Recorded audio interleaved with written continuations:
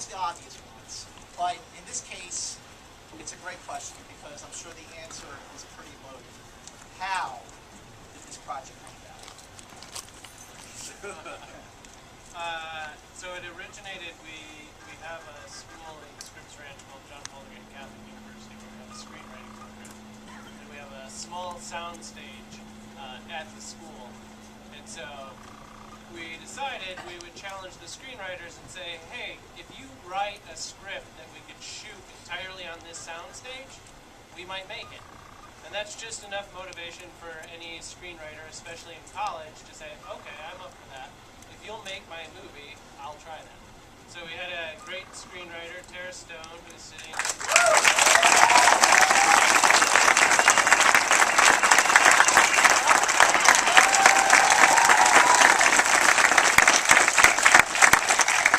She wrote this great story about the first day of the London Blitz and a bunch of people in a cafe in England that get trapped in a wine cellar. Exactly. Didn't what it you turn saw. out great?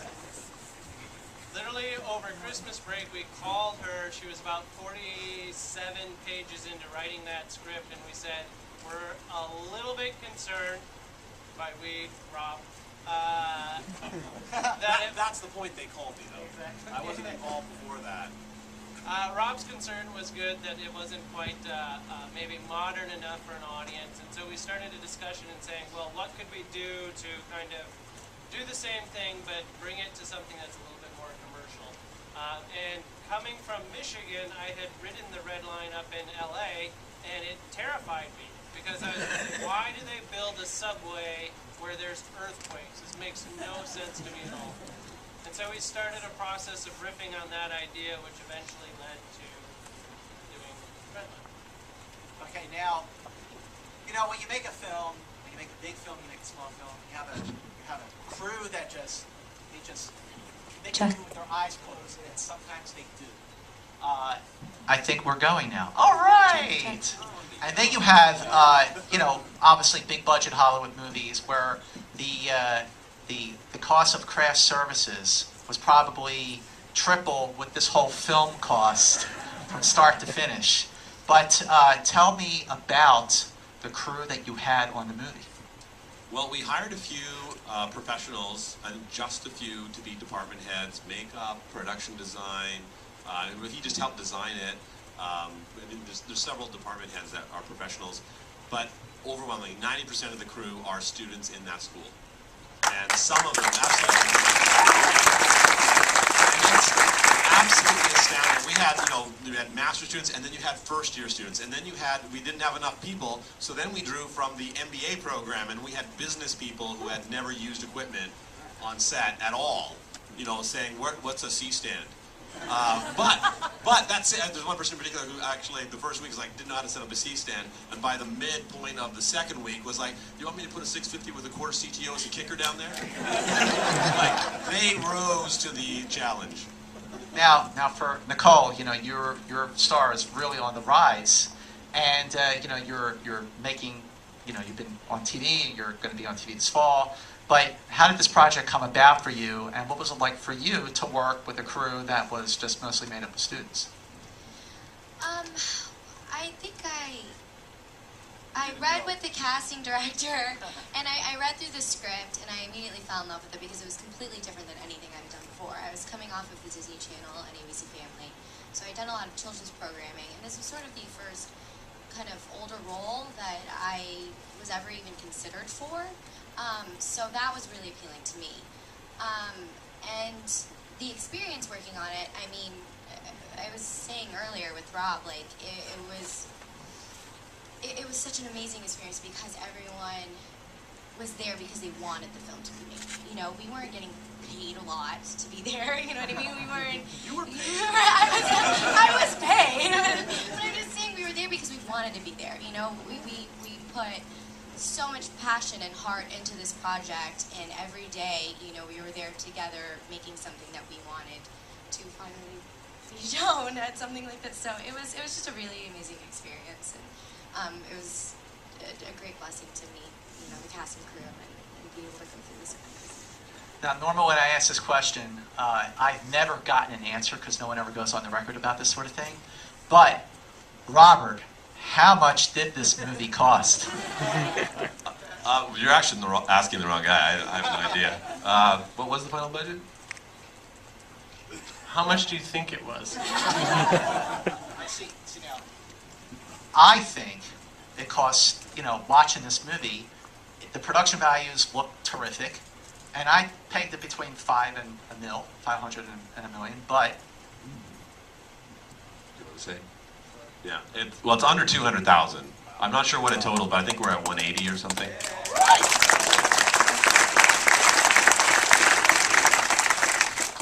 See now, because your crew was, what were the challenges of working with a crew that is really sort of flying by the seat of its pants?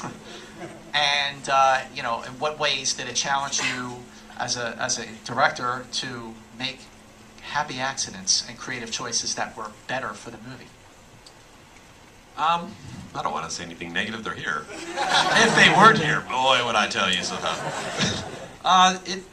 Honestly, there were limitations, like for cinematography and stuff. I had to limit. I couldn't have moving shots that were moving closer because the focus pulls were tricky, and we had a great crew, but just experience means so much for some of these skills. The lighting setups we had to work in, we started very simple and it got more complex as we got along. And I have to say, I started planning things in a much more simpler, angle, wide shot, master, closer, reverse, we get it. But then we got more and more complex because the crew was not just improving, but they were better to begin with than maybe I even expected, and they worked so hard, they got so good that, the shots, it's amazing to me what was accomplished. I still watch it and go, I cannot believe that students made this movie. So, they're amazing. There was a learning curve there. We had, there were times that I would get a little bit frustrated, but very, very rare, very rare. And the thing that amazes me more than anything is the cast, because they're all professionals. They all have more credits than me. And first of all, why did they do this? I don't know. Second of all, that I never, not one time, ever felt, certainly never heard, but never even felt somebody nobody ever, if we had to do something that took a couple extra takes or something, never a hint of someone being unhappy about it. Amazing. And so I'm really thrilled and really this movie, it's a bunch of students and a few professionals that, wanted to help teach them something. I think we did not realize that it was going to become as polished, as big a production as it was until we started. We asked, Nicole was our first pick, and when they came back and said she's going to do it, I was so shocked. and Billingsley, I couldn't believe it, and then they really, because we had them attached, I think that raised the caliber of the whole movie and the rest of the cast. It was, it was amazing for me to be able to. We had for some of the roles 2,000 people apply, or 1,800, I think. That's for one role, and so we had amazing cast director that whittled it down, and every single person that came into audition was astounding. And so what an unbelievable feeling for me to say, I'm going to not just find someone who's good, I get to pick the best. And so, some of those best people are here. I'd love to introduce them all. We've got Mark Saul, and we've got, stand up, Mark. And we got Kunal, Al, come on, Kunal. We got Kim Jackson. Where is she? She's not impaled, she can stand up. Oh, there she is. Kevin Sizemore.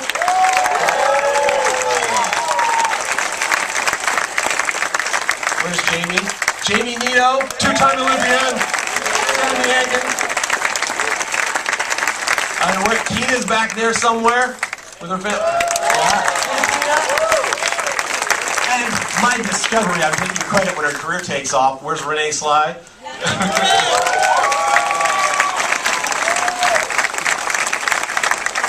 We didn't have our dead body, who was very patient with us. Sam's wife, here's Lauren. Lauren.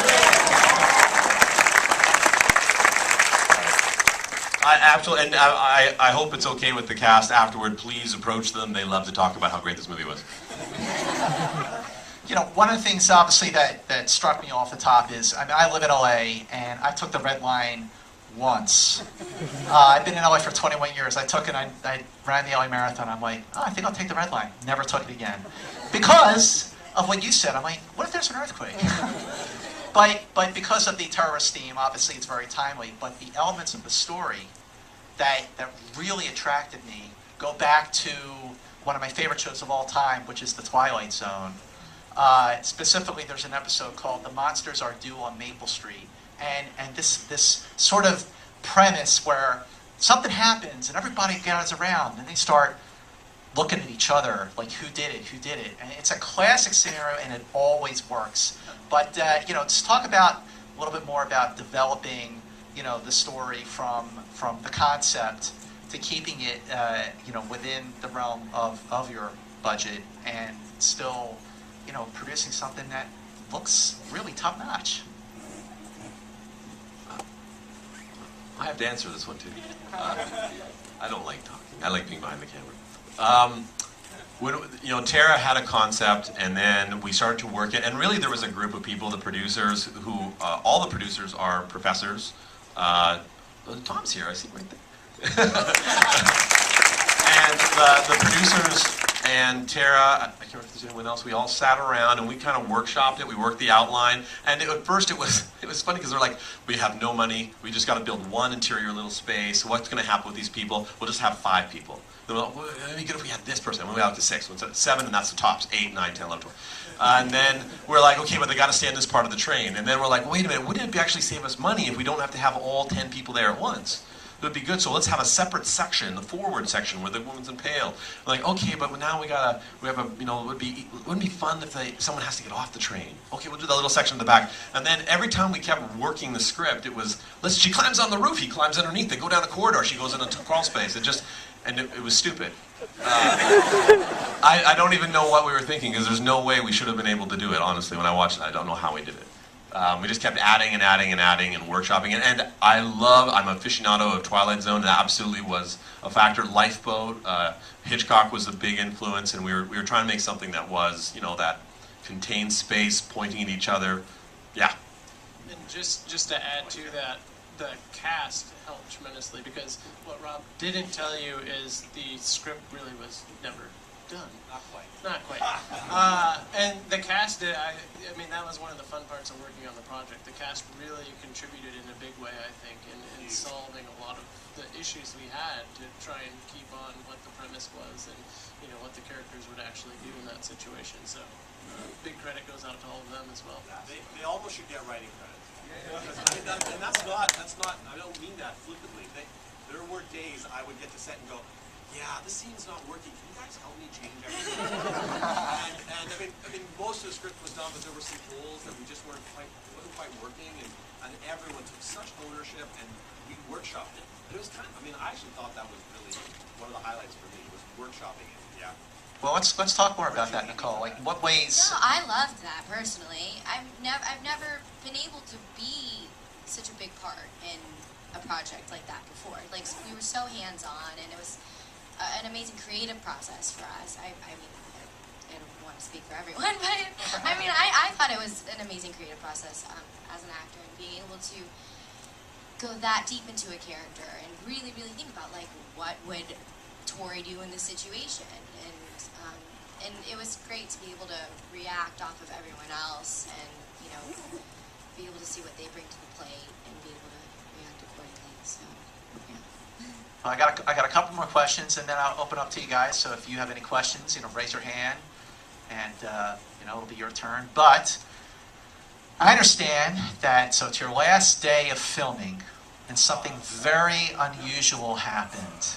Why don't you tell us what it was? Yeah. In case that was funny because I was like, you know, I mean, it's a Catholic school. You think, you know, I hope God blesses this film. And then the last day, you're like, no. No, we made it to the end, and we were feeling so excited. We're down to the last few shots. They're just like insert shots of hands and stuff. And I go to plug in a light, and I swear the moment I plugged it in, every single light goes off, in all of Lower California. Do you guys remember that huge blackout last year? Like all overnight and everything? I caused it. And we weren't done, and we had the equipment and everything. This all has to be returned tomorrow. And so we actually truly, like, we went to another room that had a little bit of daylight. It was the very end of the day, so it was a little bit of an ambient fill. We brought in flashlights, battery-powered, anything we could find, cell phones, and we shot the last few insert shots in a blackout. Woo! Well, you know, it's funny, just a little side story. I watched the film, and I spoke to Rob before I saw the movie, and you know, I said, hey, I look forward to moderating your panel and everything. So I told him I was going to watch the movie and let him know what I thought about it the next day. So I emailed him and I said, great news, I love the film. And I get this email back and it says, and exhale. So, but you know, now that this is your world premiere of your film, how does it feel for you to finally see it with a crowd on the big screen? Good. That's what we live for. And it's awesome. To thank you for, especially my mom who was sitting beside me in moments going.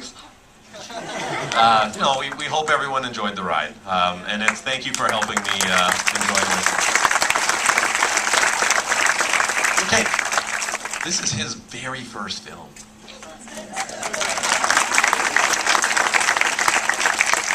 I just think it's great that we were actually able to premiere it here in San Diego because we shot it here in San Diego. Most of the crew was all from San Diego, so it was really a great blessing to be able to show it here as the world premiere so that so many people that were a part of it could turn out and watch it. So. Oh, fantastic. I think this is actually the first thing I've done that I've been able to watch on the big screen. I think. So, I mean, I looked really big. It was cool. It was great. You're the only woman that's happy that she looks big. Right over here. Nice and loud.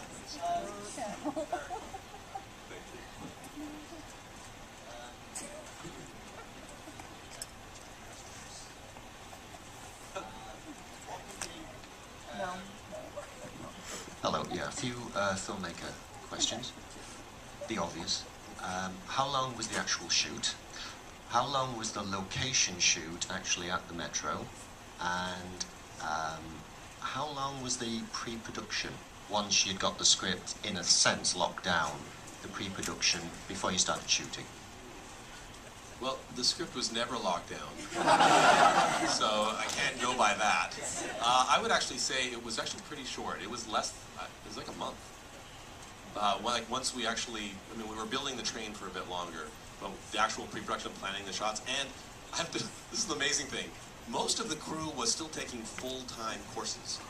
Like, you're working on set, and I'm not kidding, we're like, okay, we gotta do one more take. I have to go write an exam, can I speak, excuse me? And it was amazing. And production was, I think, like 5 weeks with the cast, and then a number of days that cannot, I have no idea how to figure out how many days. Many more days of just students doubling hands, like, we use shooting them as silhouettes to fill in holes. So it's fun. There's a whole bunch of people. There's like 8 people that are Nicole's hands in this movie. And what was the last? Oh, the shoot in Hollywood was actually just 4 hours. They were very generous. They let us go in there for free for 4 hours. But it was as fast as you could shoot for 4 hours. And you were sick? That's right. And that was just on the platform. So all the stuff that isn't on the platform, that's CG. That wasn't us doing guerrilla style. Man. What's next? Where does it get seen next? What do you do? Well, hopefully there's a distributor in the audience that really wants to come to us, and then they'll have a good answer for you. We do have a couple people that are interested that we're working on, so most likely it'll be at AFM in about a month, and hopefully sell there. That's great. I cover AFM. Anyway, one more question right over there. As you were editing, was there ever a day where you like, oh no, we not shot? Good question. Okay, so I just have to answer this one with some very truthful answer. So, did anybody not notice that Renee, in the opening, when she's sitting on the train, looked like she was about 3 years older than she did in the rest of the film. Nobody noticed?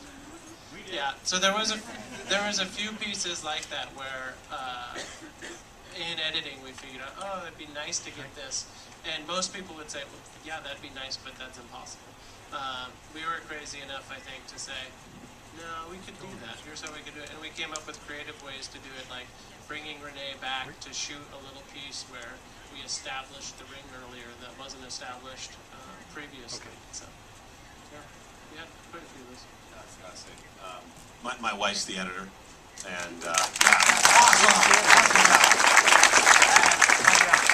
this is how my wife edits Redline. And normally she edits, she's just quiet. Normally, and here's how she's editing Redline. She's watching a take. It's like, oh, that's pretty good. Oh. We go, next take. Okay, that's pretty good. Oh.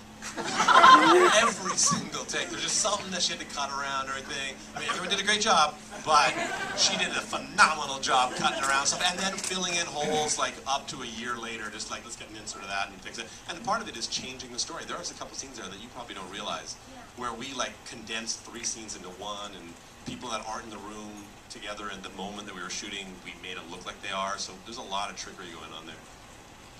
Well, on behalf of everyone in this room, just want to say great job and congratulations. And let's hear it, everybody. To